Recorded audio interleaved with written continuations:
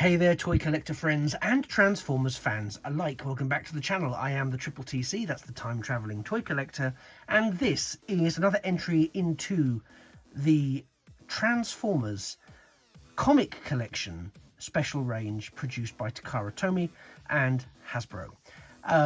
Welcome back to the channel. Those of you who are new here, I like to look at toys old and new, particularly from franchises that particularly piqued my interest as a child, but not exclusively that.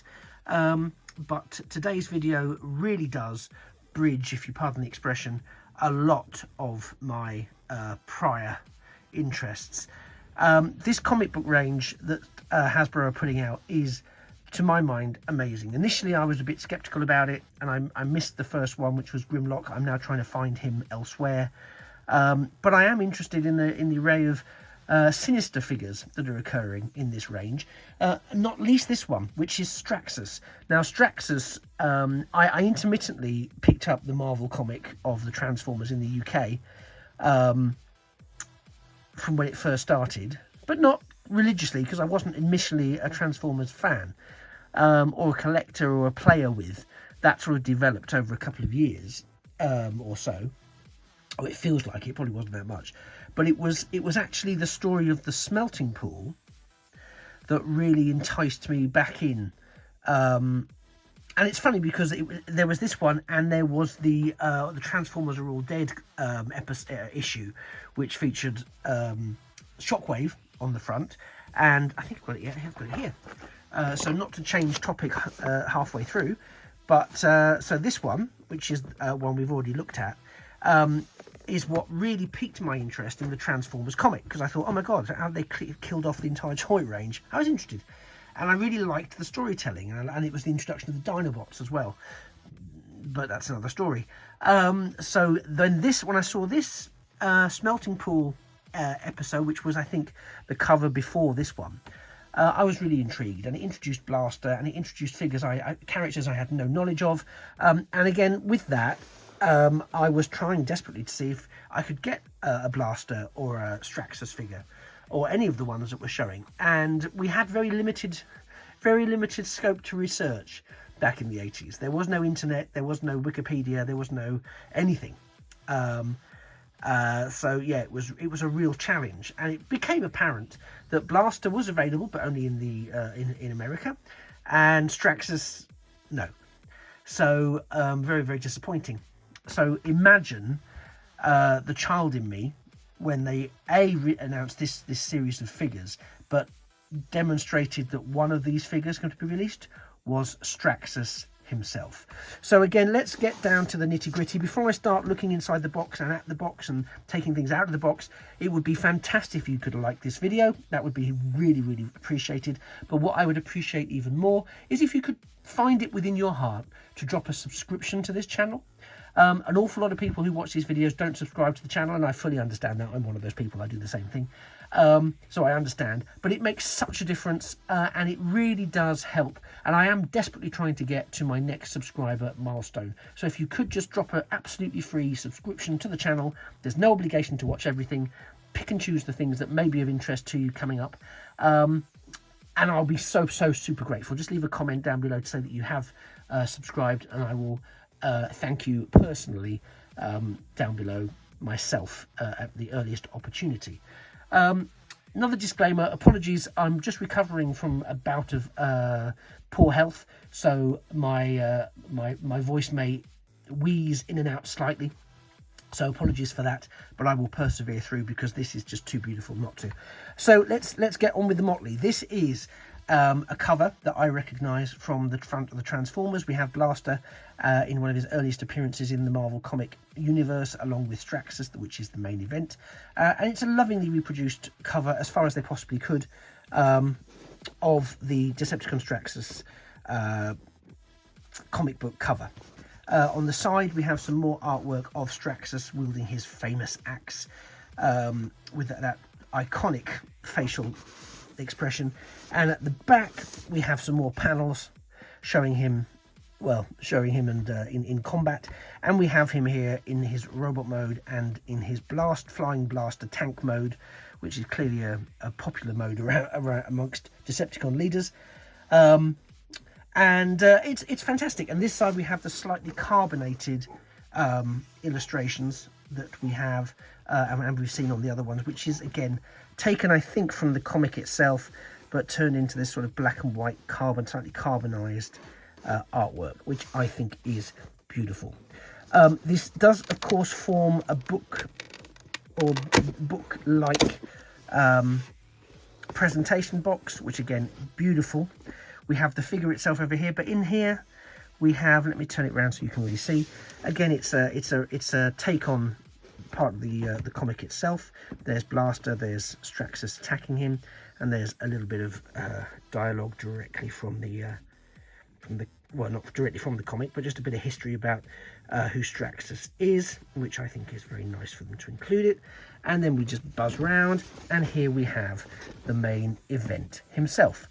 Still tied up in the box. I've not let him out yet. That's going to happen in a second. But what a beautiful, beautiful figure this is. I was so excited when it finally arrived. I can't even tell you how excited I was. Transformers 1 meets the eye, Velcro, cannon here. I don't think there's anything else there. There's no display, sort of comic book display background, which is the sort of thing you get with the Studio Series 86 range. But I'm coming to terms with that. I do think this is a lovely display option, although he won't stay where he is there because of the removal of the ties, but it still holds him. It's holding my Shockwave, for example, at the moment. But beautiful, beautiful, beautiful. But we're not going to look at him in there. We're going to get him out, see what he looks like, see how he poses, and take it from there. So here we have Straxus up and out of the box. Immediate reaction, a bit twofold, really. He's a lovely figure. The articulation is just as you would expect from some of you will be aware of this already, the Kingdom Galvatron mold, which is the source material for this figure. It's a very, I would say, quite extensive retool of the Galvatron figure. This is literally first time out of the box, so I'm still discovering stuff. One of the first things I discovered was that a port here on part of the armitage that holds this arm in place was very much untabbable in. So I had a bit of a crisis, thinking, oh my goodness me, please no. And slightly pulled some of it apart so I could see how it was supposed to tab in and where, so I could match both sides. And with a bit of force that I would not have liked to have had to use, but did use, I have managed to secure it. So all in all, my temporary panic about the quality of the figure is resolved. Tends to be the case in my experience. I know not always the case. I know lots of people have had issues with QC problems from Hasbro products, but I have to date, touch wood, mercifully been exempt from that sort of trauma. I've equipped him with his cannon. It can fit here. It can also be stored on the back here, but that also forms, I think, part of the transformation process. So I'm going to leave it on his arm for now, because that's a nice bit of Decepticon leader homage. And we have that very nice axe that he's wielding there, that also integrates well, from what I've seen, into the alt mode. The colour scheme on this is, as you can see from the box here, accurate to the comic, and it is comic accuracy that this range is going for. You can see along the legs there is some of that black shading, cell shading, that is so well known for comic book work. And I'm going to zoom in a little bit here as well, so you can see under the lights. We do have some of that sort of dot matrix printing effect on the top of the body there, on the chest, and I think a couple of other places as well. On the sort of around the knee area there, on his legs, you can see there. But again, I know that this is Galvatron, or the core figure was Galvatron, but the amount of work that's gone into make him into the magnificent Straxus is really something else. I mean, if you didn't know it was Galvatron and didn't have a Galvatron nearby, you wouldn't go, well, that's just Galvatron in different colours.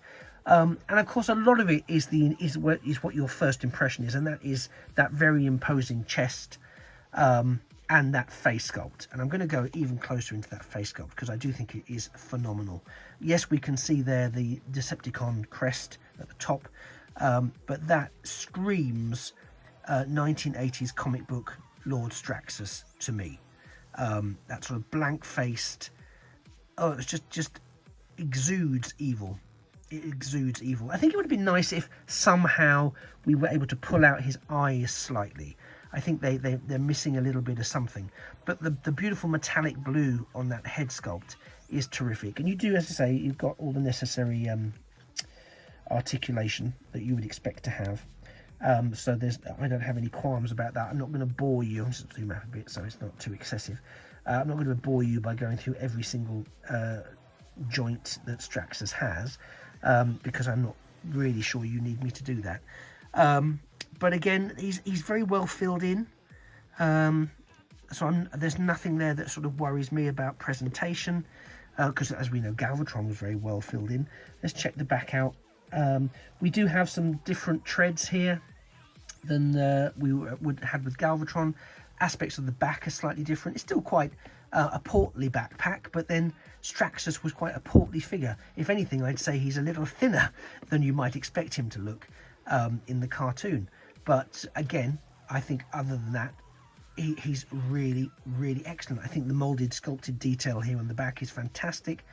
But yeah, again, I know for photography purposes, sometimes you would be looking at the rear view.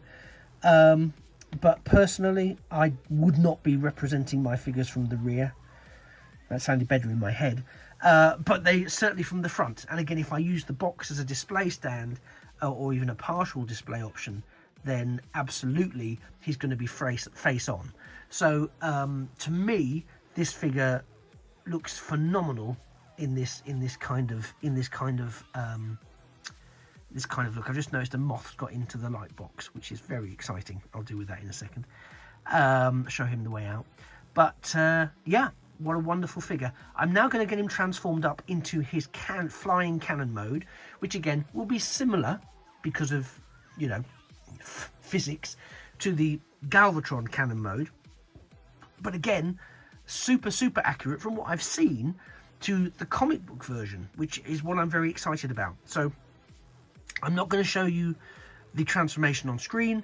I've already identified a couple of what I thought might be QC issues with joints and connectors, so I'm not going to subject you to my torture and torment of trying to transform him up against it in front of the camera. But I will present him again in alt mode in a second and talk you through my experience of the transformation, for better or for worse. Okay, thank you. Don't touch that dial. And here we have Straxus all transformed into his flying cannon mode. And I have to say, there are a couple of sticky moments for me, but I don't think that was so much the instructions as I think it was just me. But there are some fiddly elements around where panels fit in and don't fit in. So I do recommend that you go and watch, if you do find that you're in possession of this figure and you're struggling, it might be worth looking at a tutorial video through Spell It. I nearly did the same thing myself, but then I sort of squidged it until it did what I wanted it to do. But it holds together really well, he says. It has a very nice silhouette. It's got these wonderful floating thrust sections here. The cannon is wonderful. You can see that sort of dot matrix dappled work around here. The level of detailing on the side of it again is beautifully Cybertronian. You can see how that sort of black ink effect comes into play here and across the piece and on these struts here. There's the incorporation of the axe. Only here it's got its wingtips are up to help with the aerodynamicness of it. Much like Galvatron round the back, so somebody could stand there, or you could fold it back in if you absolutely wanted to. You know, you could close that up and just use it as a sort of jet propulsion. It's would probably be Blush compatible here. Sorry, copyright MGO, I think. But you could have that like that, so it's zooming through, but in the interest of following the instructions from a display point of view, let's pop this back down again so that it can be done that way. But yeah, I think it makes for a really interesting alt mode, and one that will happily destroy Autobots and rebellious Decepticons alike. And it's really good. It's really easy and fun to handle. I mean, as I say, the transformation wasn't overly complicated. If you've got Galvatron, you know pretty much all the steps. Some of it's a little different, but not hugely. I love the integration of the cannon on the front here. I love, as I've mentioned, the integration of the axe into the overall design. It's really, really good. And the idea that we're getting this Decepticon in his alt mode available to us now is something I never, ever would have expected, you know. So I'm really made up that we've got it. And I'm really interested in the number of villains, particularly Decepticon villains, that we've seen from comics that have been given their own figure recently. I know we've seen some figures manufactured over time, but in the current sort of climate with Legacy and with this range, we're really seeing some of those comic book character villains being given some wonderful plastic time. And so much so I might even do a little video putting some of those together. I'm thinking of Khan, Jaxus, obviously this version of Straxus, and the predecessor, the comic book version of Shockwave, for example. And there may well be others to come in the future. But I absolutely, if you're a fan of the comics and you were a fan of these as you were growing up, or you've become a fan later in life, whatever, I absolutely commend this figure and the other figures in this range to you without any hesitation whatsoever. So again, if you don't currently have Straxus on your shelf, whether it's in any of his modes or in the display box, however you choose to present them, it might be worth doing it. It might be worth taking full advantage of this 40th anniversary year and getting Straxus into your collection. Anyway, that's my final thoughts, really. I'm really chuffed that I picked this up. I nearly didn't go for this range at all. The initial repaint of Grimlock didn't really impress me. Then when I saw someone do a video unboxing of it, my mind changed completely, because I suddenly thought, well, actually those colours are amazing, really pops. And of course by that point I had ordered some others in the range. I just wasn't going to commit to Grimlock. Now I'm trying to find a Grimlock. Hopefully there'll be an opportunity somewhere down the road, maybe at a convention. I'll check that out and keep you posted, of course. But if you get a chance to get this, please pick it up. Please pick it up. There may be some restocking at Hasbro Pulse. Check the online retailers. Please do all of that before you do any secondary market shopping on auction sites, etc., because there will be premium prices being charged, I'm afraid. And whilst I wouldn't say he's not worth it, he's worth the retail asking price, and I wouldn't go much further than that. Anyway, thank you for spending the last 15, 16 or so minutes with me. You've been a wonderful audience. I've been the Triple TC, that's the Time Travelling Toy Collector, and this has been the comic book edition Straxus from the Transformers, produced by Takara Tomy and Hasbro. And if you haven't, just a last reminder to please like the video and subscribe to the channel. But otherwise, I look forward very much to seeing you in a future or indeed a past video. And just remains for me to say that a thing of beauty really is a toy forever. Take care. Bye-bye for now.